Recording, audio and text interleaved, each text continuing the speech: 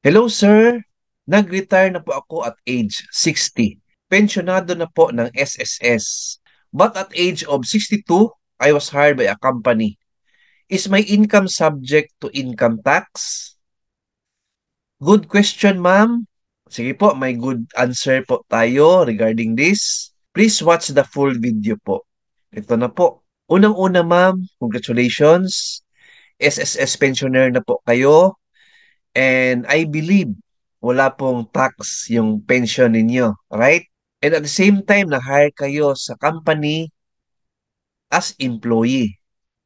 Even though 62 na po tayo. It's because siguro po mayroon tayong knowledge, skills, and talent wherein trustworthy po tayo as employee. Right? Before ko sagutin yung question ninyo, ito po yung research output ko. Let's read muna. As you can see sa screen po natin, ma'am, may individual taxpayers tayo. Namely, resident citizens receiving income from sources within or outside the Philippines. Number two, employees deriving purely compensation income from two or more employers concurrently or successively at any time during the taxable year. Number three, employees deriving purely compensation income regardless of the amount, whether from single or several employers during the calendar year. Number four, self-employed individuals receiving income from the conduct of trade or business and or practice of a profession. Number five, individuals deriving mixed income. Number six, individuals deriving other non-business, non-professional related income in addition to compensation income, not otherwise subject to a final tax. Number seven, individuals receiving purely compensation income from a single employer. Simple said, ma'am, yung mga individual taxpayers po ay mga employees regardless of their age. Kasi wala nakalagay na age po, right?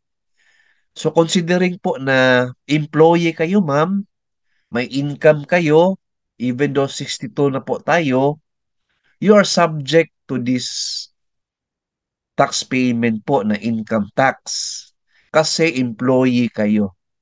Unlike if pensioner po tayo, ma'am, wala po tayong tax, right? And of course, yung sa upper right po natin, ma'am, 0% po yung tax due if may net income tayo within the year na 250,000 or less. Ayan po ang mga exempted sa income tax. Right? So alam ko din ito, ma'am, kasi may employee tayo, ma'am, na friend na at age 60 na siya ngayon or 61, still employed pa rin sa office namin. May tax po yung sweldo niya or may income tax pa rin siya. Pero I believe, ma'am, if mag-retire na po yung employee natin na friend, wala na pong yang tax kasi hindi yan siya income tax but pension po. Kagaya ninyo, ma'am, may SSS pension kayo. Right? So hope na nasagot ko yung question niyo, ma'am, regarding income tax. Keep watching my YouTube channel po. Lahat ng mga good questions ng mga viewers, bigyan natin ng good answer po yan.